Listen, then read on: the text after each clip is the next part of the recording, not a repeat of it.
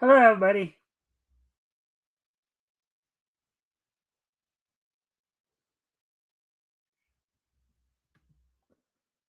All right, welcome to the Mikestand. Today is, of course, Wednesday, March the 11th, 2026. Of course, this is hump day for this week, the second week of March, as we're just now 11 days away from the start of spring, I believe. I believe it'll be, the 22nd, which, of course, will be a week from this Sunday, of course, we're 6 days away from St. Patty's Day for those who celebrate that, St. Patrick's Day. Um, so, of course, we're going to give people a chance to come in before we get started here. Um, Friendly reminder to everybody, of course, if you haven't already, you guys can help out by liking and sharing the stream. See if we can get some more friendly people to engage. That'd be appreciated. Also, if anything here grabs your attention, feel free to comment and or ask questions. I'll try to answer the questions to the best of my ability. That goes for both my Rumble and my YouTube viewers. So, anyways, as I said, we're just giving people a chance to come in before we get started, to engage and all that. So, um,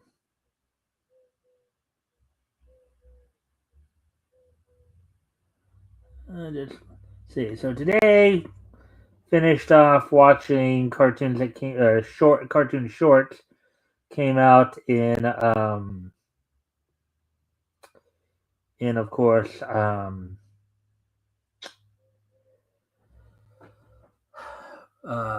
October of 1946, including, of course, the last Babbitt and Costello cartoon of the Golden Age, um, Mesmerized Cat, in which Babbitt, who is a character of course, Bud Abbott of the Abbott and Costello comedy duo, kept getting hypnotized by both his partner in crime, as it were, Costello, or actually, no, Costello was the one getting hypnotized. Sorry, who was of course a character of Lou Costello in the Babbitt and the cat kept hypnotizing him back and forth, and um, he just put up a couple mirrors to get them to hypnotize themselves. So, and then ended up winning out in the end. So, anyway, let's see now. Let's see. So we're at the 3 minute mark. So I guess I'll talk about what's on tap for tonight. So tonight, with right now in each news cycle being a little on the slow end, as it were, we're going to continue our little mini series going back to the histories of animation studios. Of course, recently we've done, of course, Hanna Barbera. We did DePatie Frailing yesterday, and figured it'd be apropos. Yeah, we also did, of course, Ruby Spears the other day. So I figured it'd be apropos, since DePatie Frailing eventually sold out to Marvel Productions. Today we're going to be looking at the history of Marvel Productions. Basically, from its time as Marvel Productions to through its conclusion. Marvel Productions would start up in 1980, as DePatie Frailing was sold to Marvel Studios or Marvel Comics, and they, of course, and then we would, of course, go, and then um, we'll go all the way up to when they were sold to News Corp in 1996 and became Fox and became part of Fox Animation. So, anyways, so with that, also, of course, we'll get all caught up on all the latest and for wrestling. Look back to last night's NXT. Um, Look ahead to tonight's AEW Dynamite, as of course, I believe this will be the go home Dynamite before this Sunday's Revolution pay per view. So review all that. Review what matches have been signed for that, and then wrap things up with this day in each history. So I'm gonna go off camera here real quick for a moment. Then once I come back, we'll get started. I'll be right back. I'll put the music on while I'm gone.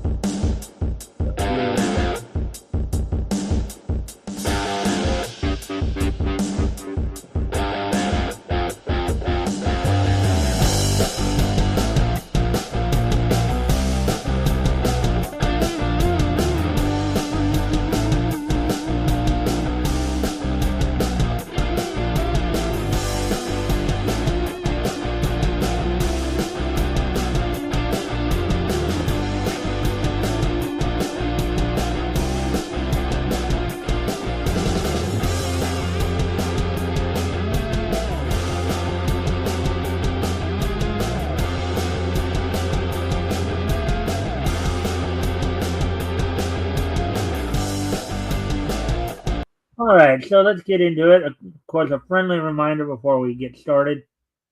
If you haven't already, you guys can like and share the stream so we can get some more friendly people to engage.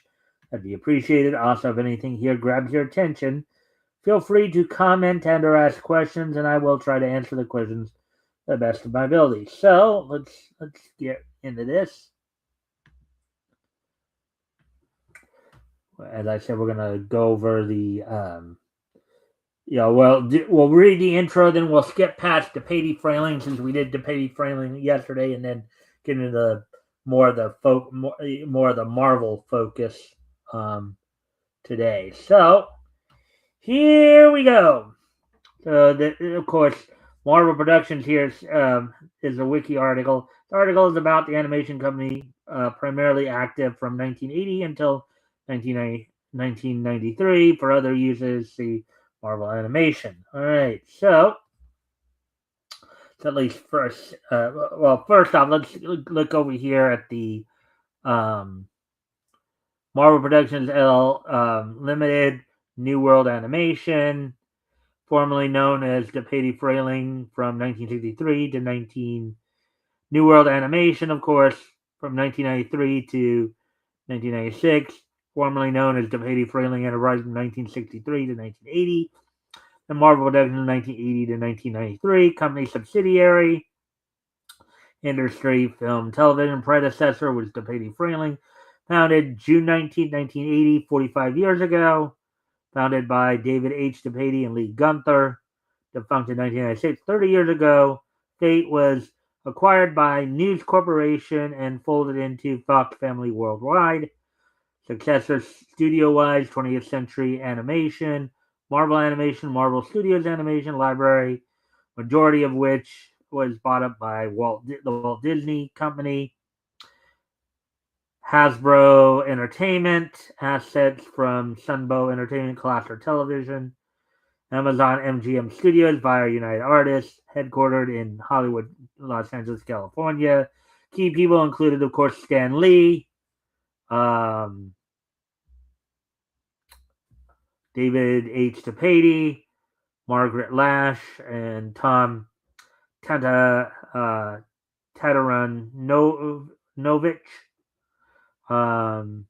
Products include animated series, television programs, television specials, theatrical films.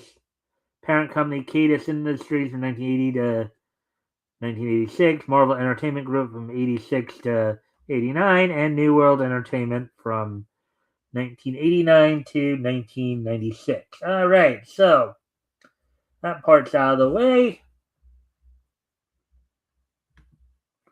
Let me see now.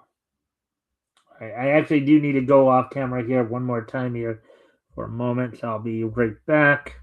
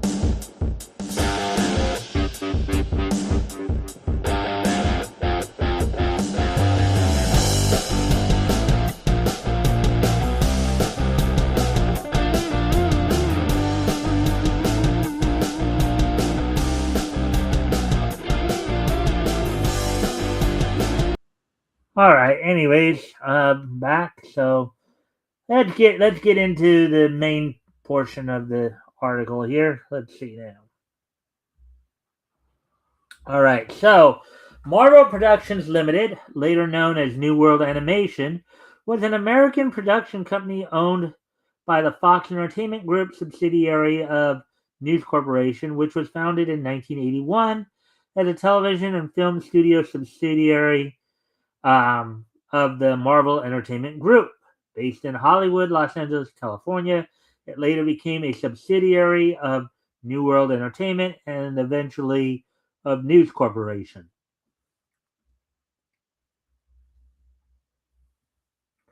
The company, as Marvel Productions, produced animated television series, films, and television specials such as Spider-Man and His Amazing Friends, The Incredible Hulk, My Little Pony, the movie, Transformers the movie, G.I. Joe the movie, as well as the Transformers, Muppet Babies, and G.I. Joe Real American Hero television series.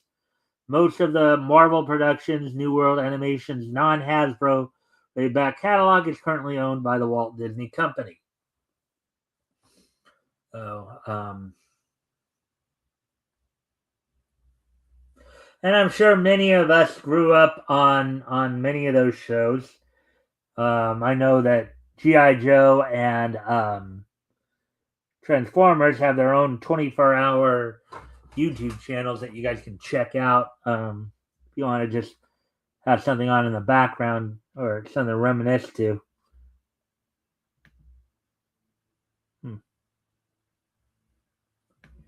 Anyways, continuing on here. So starting from Marvel Productions here. Marvel Productions, 1980 to 1993.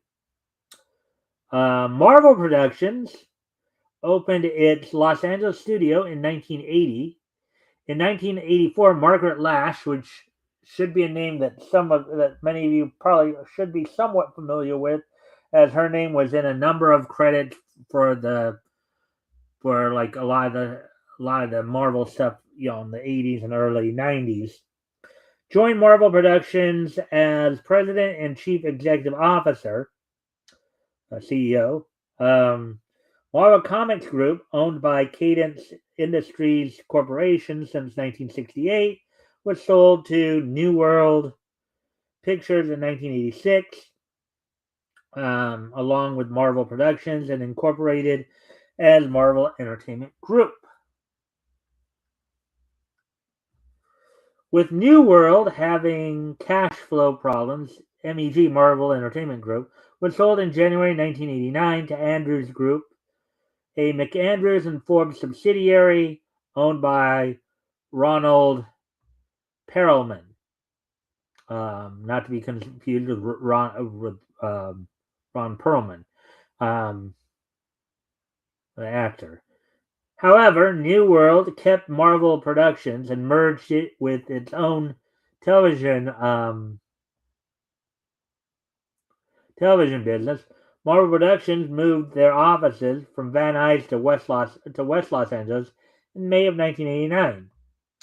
New World's problems continued, which led them to also be acquired by the Andrews Group within the year. Lash left for Fox Kids in 1990. In December 1992, New World formed New World Family Filmworks and New World Action Animation, headed by Marvel Productions president Rick Unger, to produce $20 million worth of family entertainment programming. New World Animation, 1993 to 1996.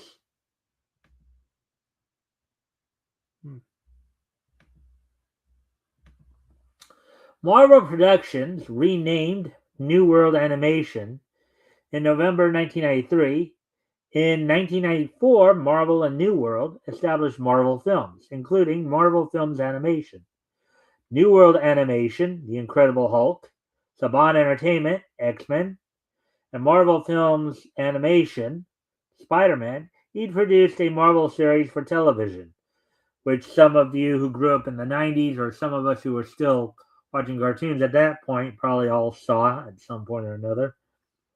Tom Tadaranovich was in charge of both Marvel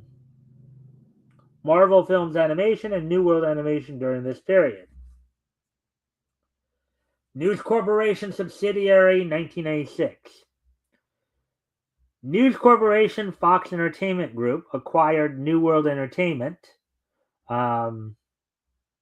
along with New World Animation and Marvel Films Animation for $2.5 billion in August 1996. At the same time, Saban Entertainment secured the rights from Marvel Entertainment Group for Captain America, Daredevil, and Silver Surfer, and additional characters to be developed into 4 series and 52 episodes over the next 7 years. A lot of the late stuff of the late 90s.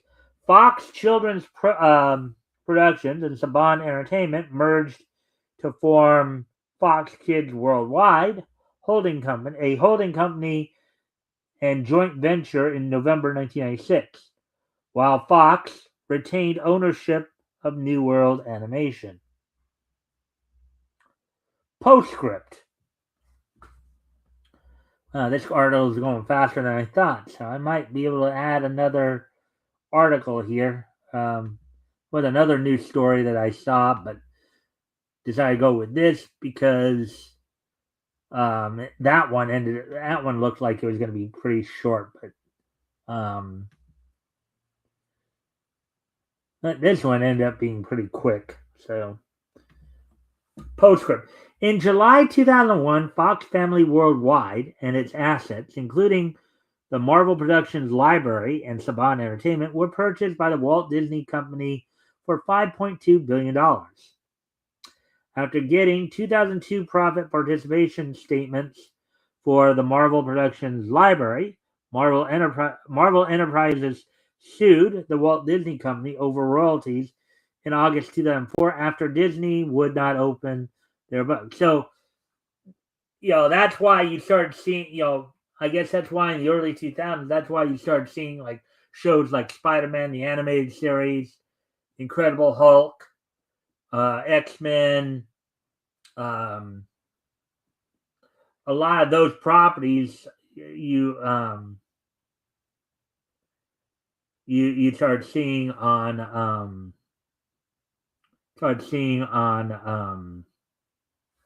Disney, on like Toon Disney and stuff, right? I need to go off camera here again real quick. I'll be right back. Sorry about this.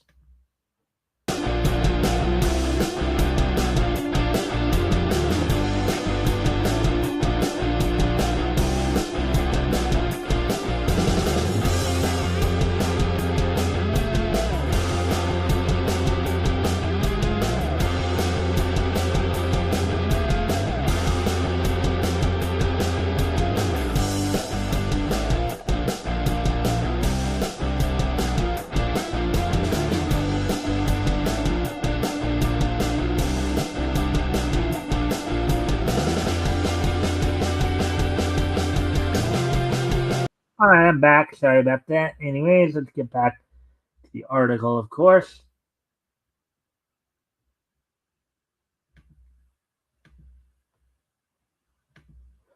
All right, so let's see. Yeah, they were sued over royalties. Let's see. This was followed by a November 2004 suit, which claimed that the purchase of Fox Family did not transfer the show's copyrights to Disney, as the purchase was done without Marvel's approval. As part of both suits, Marvel claimed library income concealment and failure to exploit the characters. On August 31st, 2009, Disney acquired Marvel Entertainment for $4 billion, reunifying the the Marvel Productions Library and Marvel Entertainment under the same corporate banner. After Disney's acquisition of 20th Century Fox on May 20th, 2019, Marvel Productions and Fox Kids Saban Entertainment Libraries reunited with the New World Animation Library. So here are basically some of the here are some of the properties that were done by Marvel Productions, including the animated series, including the 1981 syndicated Spider-Man series. Of course, the Saturday morning NBC cartoons, Spider-Man and His Amazing Friends and The Incredible Hulk, which were shown together. CBS's Meatballs and Spaghetti, Pandemonium in 1982, 1983, of course, saw Dungeons and Dragons. Now, up until this point, I didn't know that Dungeons and Dragons was actually a Marvel Productions. I didn't remember that or didn't know that Marvel Productions was a company that had that. So that was pretty interesting. I guess I should have known, though. I guess it should have started clicking with me more recently, because I've been watching more of the like G.I. Joe and Transformers cartoons and seeing some of the as I'm playing my little game of, where have these voice actors worked, on other projects. So, anyways, the syndicated G.I. Joe series from 83 to 85, as co-produced with Sunbow Enterprises, Muppet Baby 1984 Muppet Baby series, Transformers, Super Sunday, which was a syndicated block of Hasbro toy line cartoons with Sunbow. It included Robotics, Bigfoot and the Muscle Machines, Gem and the Holograms, and Inhumanoids. I believe Inhumanoids and Gem and the Holograms became their own, also got their own show. Young Astronauts, which aired on CBS. Licensed from Young Astronaut canceled and planned to be adapted into a comic book by Marvel Comics. Series was canceled after Rogers Commission investigation into STS-51-L Spatial Challenger explosion 3 days after episode was broadcast, resulting in litigation between the parties, settled in 1990. And as we said, Jim and Hollywood. Let's see, and then My Little Pony and Friends, with the Glowworms, Potato Head Kids, and Moon Dreamers. Based on again Sunbow again. First half of the show was My Little Pony, while the second half was a wheel series. Basically, in other words, where they rotated the shows around.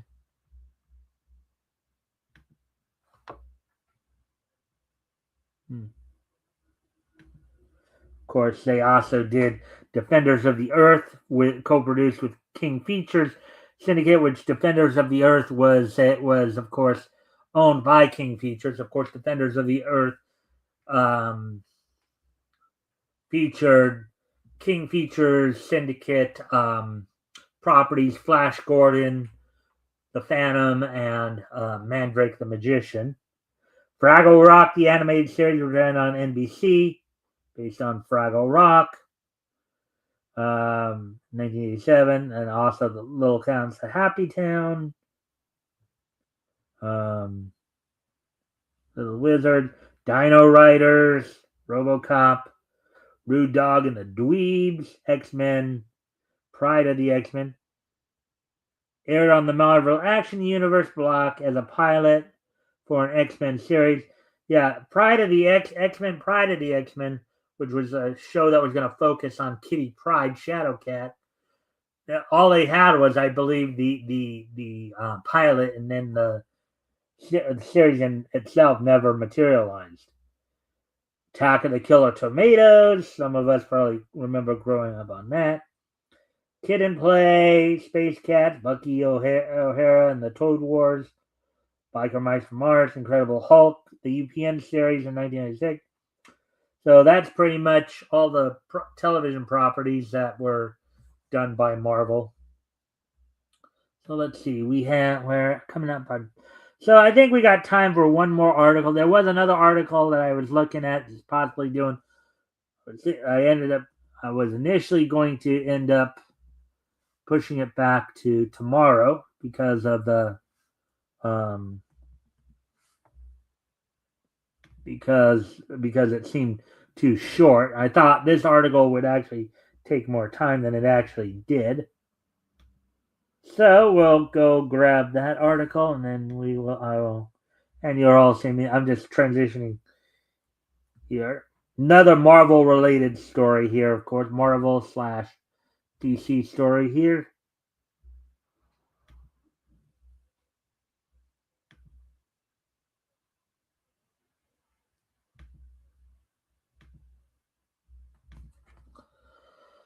Right, here we go. So, Marvel reveals final covers for Spider-Man/Superman #1 article by John Pallister, published today. So, let's get into this then.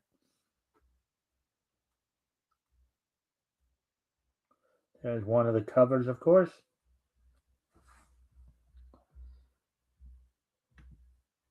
And again, if you haven't already, you guys can help out by liking, sharing the stream, see if we can get some more friendly people to engage.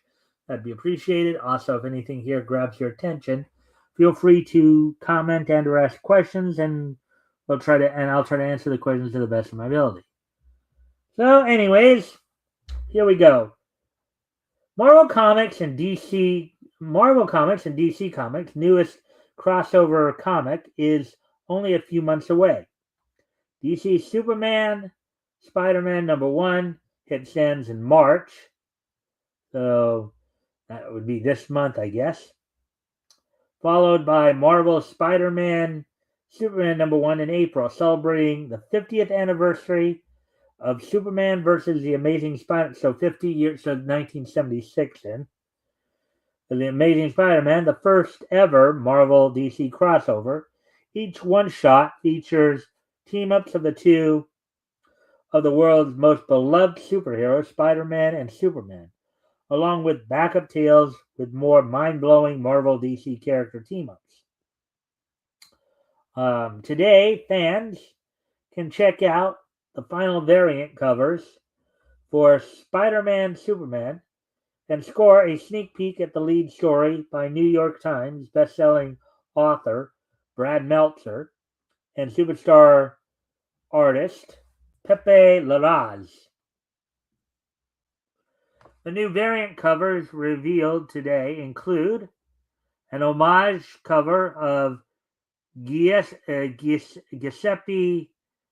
Camuncoli, inspired by Civil War #1, an homage cover by David Marquez, inspired by Power Man and Iron Fist #50, an homage cover by Sanford Green, inspired by Infinity Gauntlet #1, a cover by Adam Hughes depicting Black Cat busted by Power Girl, and a cover by Ivan Talavera spotlighting Silk and Supergirl.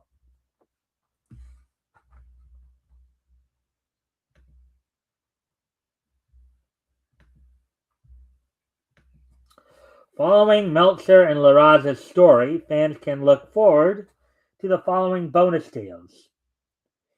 In the shadow-laden 1930s, Spider-Man Noir encounters the original Golden Age Superman, as told by Dan Slott and Marcus Martin. Let's see. Industry powerhouse Jeff Johns delivers his first Marvel story in over 20 years, teaming up with frequent collaborator and fellow superstar Gary Frank. A crisis ensues as the hit creative team bring the Super and Spider families against each other at the summons of Mysterio. But is their true foe an ally? out of control. Symbiote hordes invade Metropolis as a new War of the Realms ignites in Jason Aaron and Russell Dodderman's epic reunion starring Jane Foster as the Mighty Thor, Wonder Woman, and more. Co-creator of Steel, Louise Simonson, and artist Todd Knock hammer out the tale of John Henry Irons' clash with the Hobgoblin. Current Amazing Spider-Man scribe Joe Kelly and artist Humberto Ramos deliver a campus crossover between Gwen Stacy and Lana Lang. Spider-Man, the Miles Morales version, in parentheses there, teams up with Superman in a tale by Miles' legendary co-creators Brian Michael Bendis, who recently made his grand return to Marvel, and Sarah Pichelli. Ghost Spider and Supergirl form an unbreakable bond on a high-stakes adventure by current all-new Spider-Gwen, the Ghost Spider scribe Stephanie Phillips, and superstar artist Phil Noto.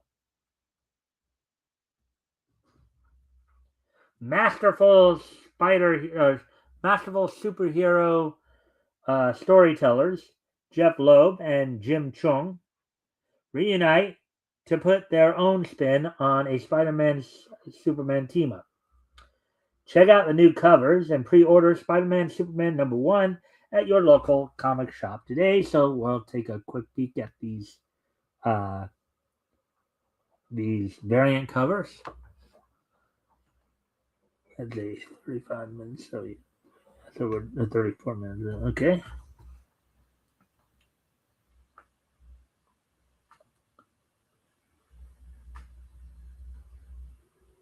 Daily Planet.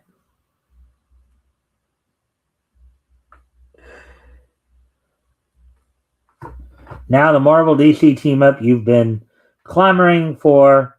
Thump or thwip, and away.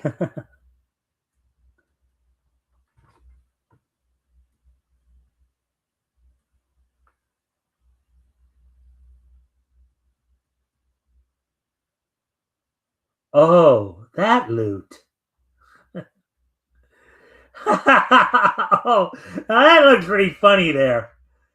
Basically, looks like Power Girls got Black Cat there by the ankle. Look at that.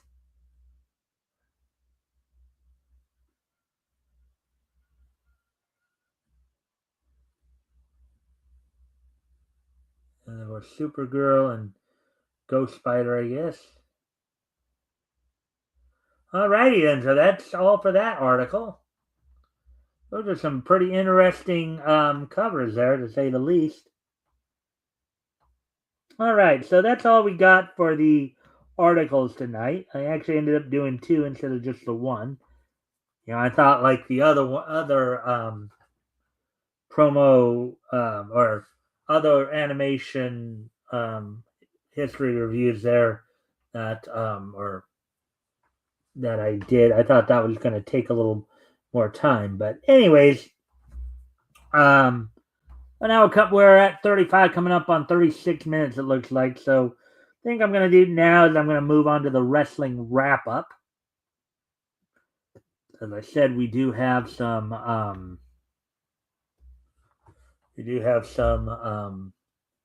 Some interesting. We're going to go back to look back to last night's. Talk about last night's NXT as well as look ahead to.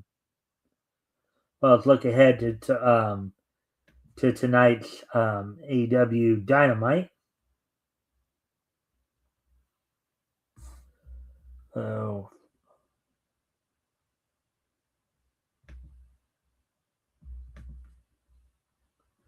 So last night's NXT took place, of course, at the WWE Performance Center in Orlando, Florida, airing on CW with Booker T and Vic Joseph on commentary.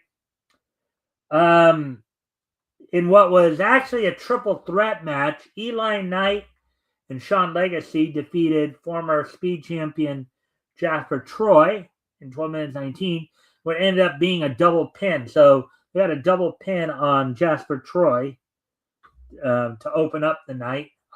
Actually, even before that, the show opened up with Tatum Paxley giving a promo on her win from Vengeance Day of becoming the new WNXT Women's North American Champion, only for former champ Izzy Dame, along with the rest of the calling, to confront her in the ring, ambush her, and steal the belt from her, which later led to an attack by Paxley onto Dame, in which Robert Stone came out and set the matchup for Dame's rematch on next week's NXT for the basically getting her contractual rematch on next week's NXT. So, well, that was that, and then of course I already talked about the opening match, and then you had a match between what was initially thought to be the reunification of the North Quarter Catch Crew with Charlie Dempsey and Tavian Heights, taking on the Birthright of Uriah Connors and Lexis King, with, of course, Ariana Grace and Channing Lorenzo in their corner. Only for a swerve to happen in which the Birthright of Connors and King defeated the No Quarter Catch Crew after when William Regal and Fit Finlay came out, stood on the rampway, leading to Charlie Dempsey, the son of William Regal, turning on Tavian Heights and allowing the Birthright of Uriah Connors and Lexis King to get the pinfall on Tavian Heights, with Lexis King getting the pinfall.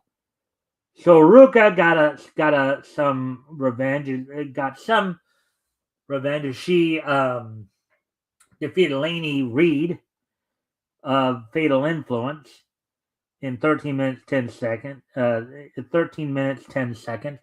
Of course, trying to get another shot at JC Jane's NXT Women's title. Then, in a match to determine to see who would next challenge Fallon Henley for the WWE Women's Speed title, Ren Sinclair defeated Thea Hall in her version of the move that most people knew as Bryan Danielson's cattle mutilate, basically a double underhook submission type maneuver. Let's see. She calls her version the reality check, I believe. Of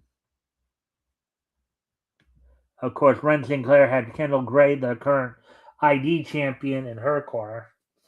And the main event saw Ethan Page and Ricky Saints defeat Joe Hendry and Miles Bourne in a tag team match after Ethan Page was able to hit his twisted grin move, his version of the twist of fate onto Joe Hendry and get the pinfall. So that's all that happened on last night's NXT.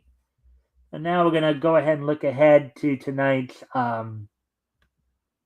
Dynamite, as soon as I find that. And this will be, of course, the Go Home Dynamite before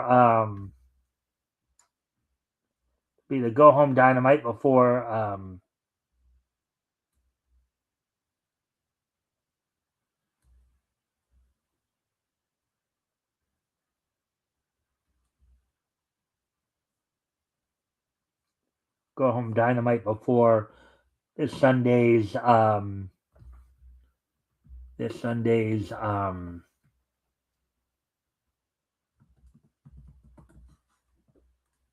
Revolution pay-per-view.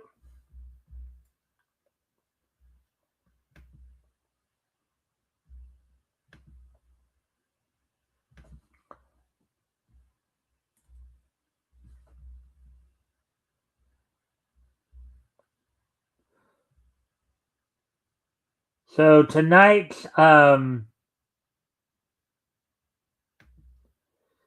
Dynamite, which will be coming from the San Jose Civic Center in San Jose, California. Scheduled on the night include Willow Nightingale defending the TBS title against Persephone. Mark Briscoe and the Young Bucks are set to take on FTR and Tommaso Ciampa in a 6-man tag, as the Young Bucks have a AEW World Tag Team title shot coming up against FTR coming up this Sunday at Revolution. In a furtherance of the feud between the Don Callis family and Death Riders in a tag team match, Hechicero and IW and New Japan Pro Wrestling World Television Champion Nosuke Takeshita team up to take on the Death Riders duo of CMLL World Heavyweight Champion Claudio Castagnoli and AEW Continental Champion Jon Moxley.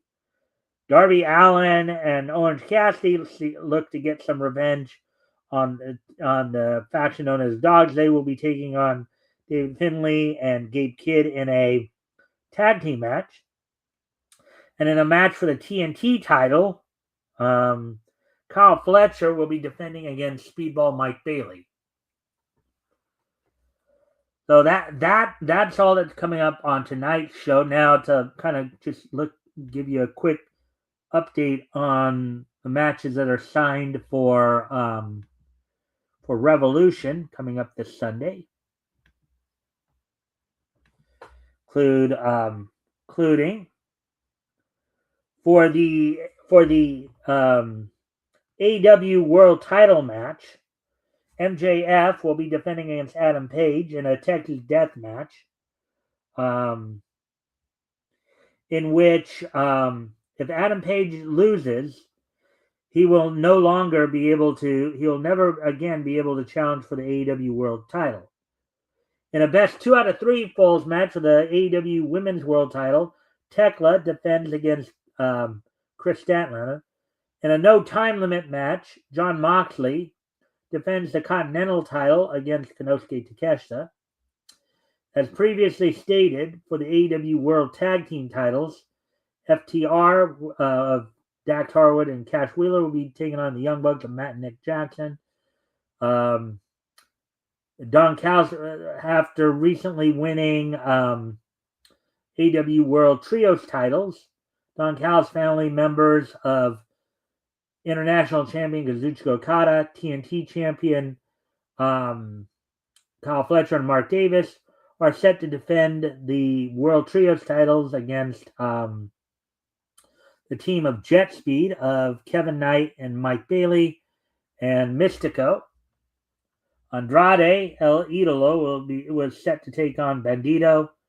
Swerve Strickland and Brody King will be taking each other on, and Tony Storm and Marina Shafir will be facing each other in a match in which everyone is barred from ringside for that match. So that's all we got for the wrestling wrap-up for tonight. So now, with today being Wednesday, March the 11th, 2026, let's go ahead and take a look back at this date in Nietzsche history. So, let's see, 2046, 56, and of course 2006. All right, so first off, we're going to head back 80 years ago. As on this date, 80 years ago today, back in 1946,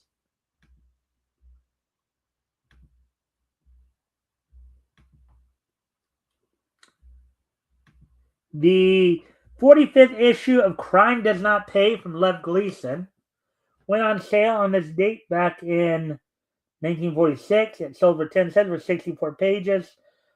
This book initially started out as Silver Street Comics from Liv Gleason, and then starting with issue number 22, became Crime Does Not Pay. As a whole, the book ran for 147 issues. Of course, the 45th issue of this book came out on this date 80 years ago today, back in 1946.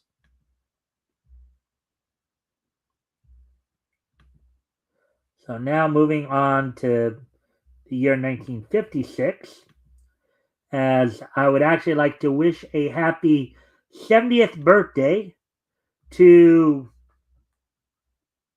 of course, voice actor extraordinaire, voice acting legend in many ways.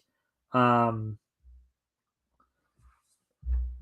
70th birthday to Rob Paulsen, American actor and comedian, of course, who provided the voices of Yakko Warner, Pinky, and Dr. Otto von Scratchensmith in the Animaniacs franchise.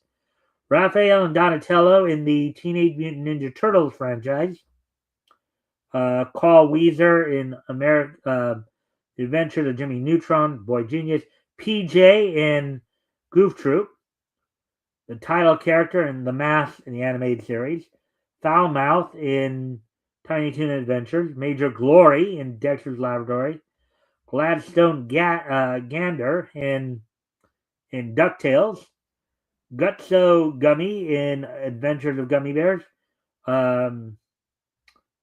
Magister Palilidae and Rhomboid Beetle in the Ben 10 franchise. Ruben and Lilo and Stitch franchise. Second voice of Arthur in The Tick. Rob Paulsen, of course, also voiced a number of characters in both Transformers and G.I. Joe, including, of course, in Transformers, Slingshot and Air Raid of the aerial bots. Transformers, he voiced let me see, I'm trying to remember here. Snow Job and Tripwire, as I recall. Snow Job and Tripwire in G.I. Joe. So happy 70th birthday to Rob Paulsen.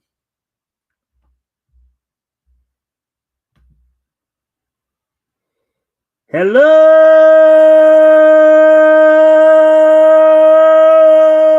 nurse.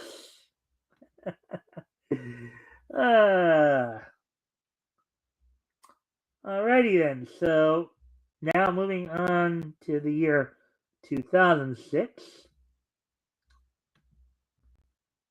As on this date 20 years ago in the year 2006.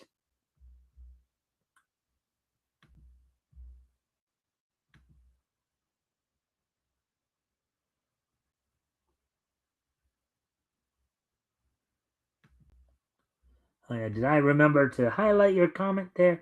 Let me just make sure I did there. Yep. I think I did. All right. So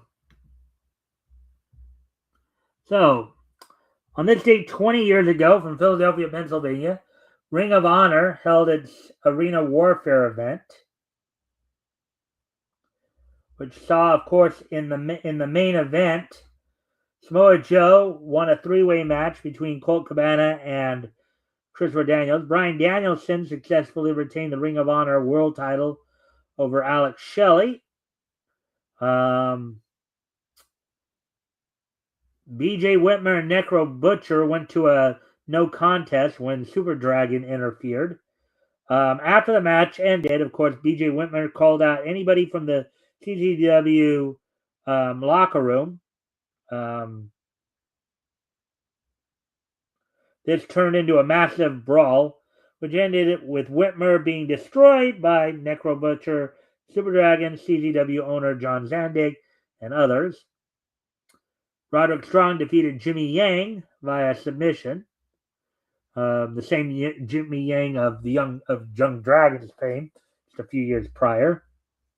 And the opening match of the evening saw Homicide and Ricky Reyes defeat Ring Crew Express, Jason Blade and Kid McCausey, and the Briscoe brothers to earn a tag team title shot on April 22nd, 2006.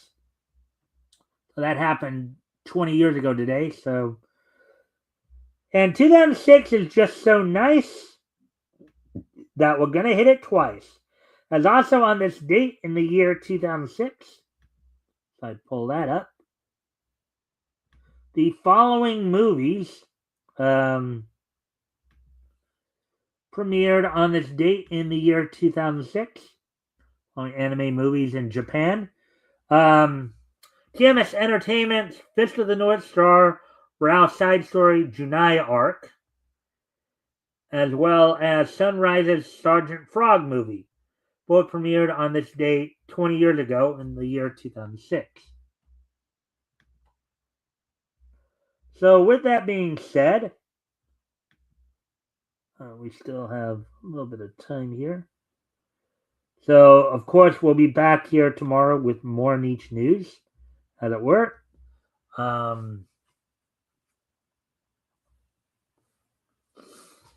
Let's see.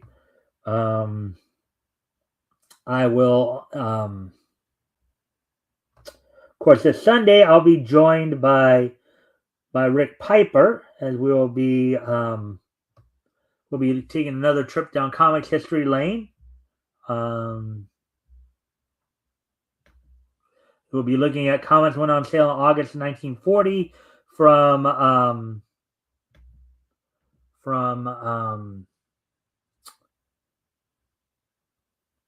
believe it's Harvey Comics will be actually no Ace Magazines actually. Ace Magazines will be looking, of course, at Surefire Comics, Volume 1, Number 4, technically 3B, according to most indices.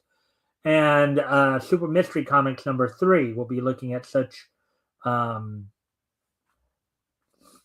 features as I can't even remember, or Lash Lightning for one. Of course, we'll be back here with more niche news tomorrow, along with, of course, all the latest on the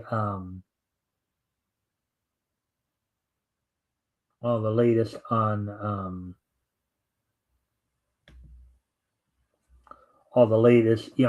results from tonight's Dynamite. Looking at and also looking ahead to tomorrow's Ring of Honor and